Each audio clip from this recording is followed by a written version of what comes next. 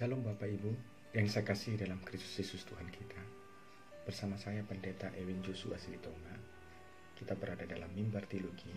Kita akan coba sama-sama belajar tentang kebenaran firman Tuhan yang menjadi khotbah dalam minggu 14 setelah Trinitatis, yang diambil daripada Evangelium daripada kitab Pengkhotbah pasal 2 ayat 4 sampai 11 dengan mengambil tema kenikmatan duniawi adalah kesia-siaan.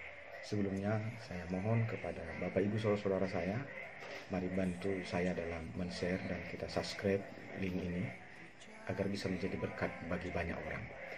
Saya akan bacakan kepada kita perikop daripada Pengkhotbah pasal 2 ayat 4 sampai 11. Beginilah firman Tuhan. Aku melakukan pekerjaan-pekerjaan besar, mendirikan bagiku rumah-rumah, menanam bagiku kebun-kebun anggur. Aku mengusahakan bagiku kebun-kebun dan tanaman taman, menanam dengan rupa-rupa pohon-pohon buah-buahan. Aku menggali bagiku kolam-kolam untuk mengairi, dari situ tanaman pohon-pohon muda.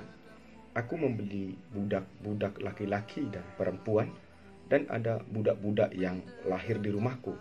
Aku mempunyai juga banyak sapi dan kambing domba, melebihi siapapun yang pernah hidup di Yerusalem sebelum aku.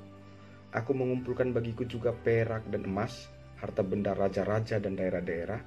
Aku mencari bagiku biduan-biduan dan biduanita yang menyenangkan anak-anak manusia, yakni banyak gundik. Dengan demikian aku menjadi besar, bahkan lebih besar daripada siapapun yang pernah hidup di Yerusalem sebelum aku. Dalam pada itu hikmatku tinggal tetap padaku. Aku tidak merintangi mataku dari apa yang dikendakinya, dan aku tidak menahan hatiku dari sukacita apapun, sebab hatiku bersukacita karena segala jeripayahku. Itulah buah segala jeripayahku. Ketika aku meneliti segala pekerjaan yang telah dilakukan tanganku, dengan segala usaha yang telah kulakukan untuk itu dengan jeripayah, lihatlah, segala sesuatu adalah kesia-siaan dan usaha menjaring angin. Memang tak ada keuntungan di bawah matahari.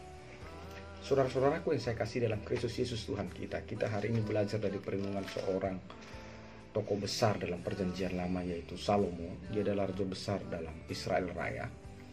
Bagaimana Salomo ini mulai dia terlahir adalah dari keturunan raja, dan dia sudah terbiasa dalam hidup yang senang, mewah, dan bergelimangan dan berkelimpahan. Saudara-saudara, memang dalam hidup ini kalau kita renungkan seperti yang dikatakan oleh Raja Salomo, bagaimana dia membuat sebuah perenungan. Dia memulai sesuatu yang daripada general umum, lalu dia spesifikkan yang general ini kepada sesuatu yang khusus atau yang lebih spesifik. Sebenarnya pada hakikatnya tidak salah menikmati hasil jeripayah kita. Dan memang seseorang harus menikmati hasil jeripayahnya. Dan saya pikir menikmati hasil jeripayah kita itu bukan dosa. Kita memang harus menikmati hasil jeripayah kita. Dan saya pikir tidak salah kalau orang bercita-cita, dia punya rumah yang besar, dia mendirikan rumah yang besar, dia punya banyak kebun, dia punya banyak tanaman-tanaman, dia punya banyak kolam-kolam, dia punya banyak budak, baik laki-laki dan perempuan, dia juga punya sapi, kambing, domba yang banyak.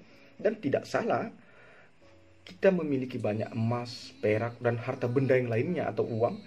Dan setiap orang tentu ingin ada penghibur baginya, ya, jika dalam perjanjian lama disebut sebagai biduan-biduan. Bahkan sebagian lagi orang menginginkan sesuatu yang lebih wow dalam hidup ini. Untuk menikmati hasil jeripayahnya, dia memiliki banyak gundik. Semua itu terkadang sesuatu yang diinginkan pada umumnya dan pada lazimnya kita manusia. Siapa sih yang tidak ingin menginginkan itu? Nah, saudara-saudaraku yang saya kasih dalam Kristus Yesus Tuhan kita, Salomo mengalami semua itu dan dia sudah menikmati fase ini. Mungkin sebagian kita tidak seberuntung Salomo. Mungkin kita masih dalam angan-angan, berbayang-bayang, berpikir. Kita berangan-angan, andai kata aku punya rumah yang besar, andai kata aku punya banyak sapi, kambing, domba, andai kata aku punya banyak harta benda, emas, perak, mungkin senang sekali andai kata ada banyak biduan yang menghibur, apabila ada banyak gundik dan segala macam. Mungkin kita masih di dalam angan-angan, tapi Salomo telah mengecap semua itu dan merasakan semua itu. Jadi poin pertama secara umum, secara general adalah tidak salah orang menikmati hasil jeripayanya. Dan presentase menikmati hasil jeripaya kita adalah dengan memiliki sesuatu yang material. Apa itu? Bisa dalam bentuk hewan, ternak, bisa dalam bentuk bahan tambang, emas, perak, bisa juga dalam bentuk makhluk hidup seperti manusia yang digambarkan sebagai biduan atau gundik dan segala macamnya. Dan memang kita harus menikmati apa yang telah kita usahakan dan kita kerjakan. Tapi dari yang general, Salomo melompat kepada sesuatu yang lebih spesifik lagi, yang lebih khusus. Lalu dia merenung. Dia berkata seperti ini, memang gak salah aku menikmati hasil jeripayaku.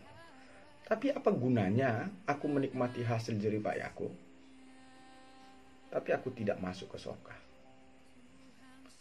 Apa gunanya aku menikmati hasil jeripayaku, tetapi dalam menikmati hasil jeripaya itu, aku tidak mendapatkan keselamatan? Karena itu dalam ayat 11 dikatakan Salomo, ketika aku meneliti segala pekerjaan yang telah dilakukan tanganku, ketika aku meneliti segala pekerjaan yang dilakukan tanganku, dan segala usaha yang telah dilakukan dengan jeripaya, lihatlah, segala sesuatu adalah kesia-siaan dan seperti menjaring angin.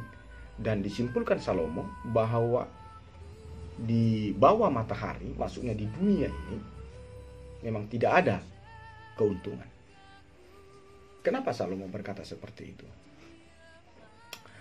Karena Salomo merenungkan, dia sudah memiliki rumah yang besar, dia punya istana. Tapi apa gunanya dia punya istana, tapi dia sendiri kehilangan surga? Nah, disinilah poin yang harus kita renungkan untuk menjadi rema, yang menjadi tema dan menjadi khotbah yang hidup bagi kita. Saudara-saudara, kita harus menikmati hasil jeripaya kita sesuai dengan apa yang Tuhan telah tetapkan dalam cara menikmati hasil jeripaya itu.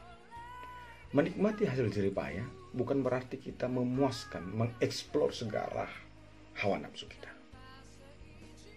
Menikmati hasil jeripaya bukan berarti kita harus mengeksplor segala emosi, perasaan, hasrat, dan kehendak kita. Dalam menikmati hasil jeripaya itu, kita harus tunduk pada kaidah-kaidah yang telah ditentukan Tuhan, yaitu melalui firman-Nya, melalui hukum-Nya, melalui nasihat-Nya. Agar apa? Agar kita tidak kehilangan sorga dan keselamatan dalam menikmati hasil jeripaya kita. Lalu, kenapa Salomo bisa merubah paradigmanya, pola pikirnya dari yang bersifat general umum, lalu tiba-tiba dia melompat jadi memiliki paradigma yang bersifat khusus atau spesifik? Ayat 11 mengatakan, ketika aku meneliti segala pekerjaan-pekerjaanku. Kata meneliti menerangkan Salomo selalu punya waktu untuk merenung, mengintrospeksi diri atas apa yang telah dikerjakan tangannya, atas apa yang telah didapatkan oleh tangannya. Di dalam perenungan itu, di dalam kontemplasi itulah, Salomo menemukan bahwa segala sesuatu yang ada padanya itu adalah sia-sia kalau segala sesuatu yang ada padanya itu tidak membawanya pada keselamatan.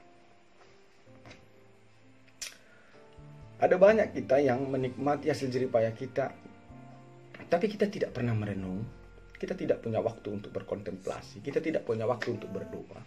Kita sibuk mengeksplor segala nafsu kita. Kita sibuk mengeksplor segala emosi kita. Karena kita merasa kita punya power, punya uang, punya harta, punya pangkat.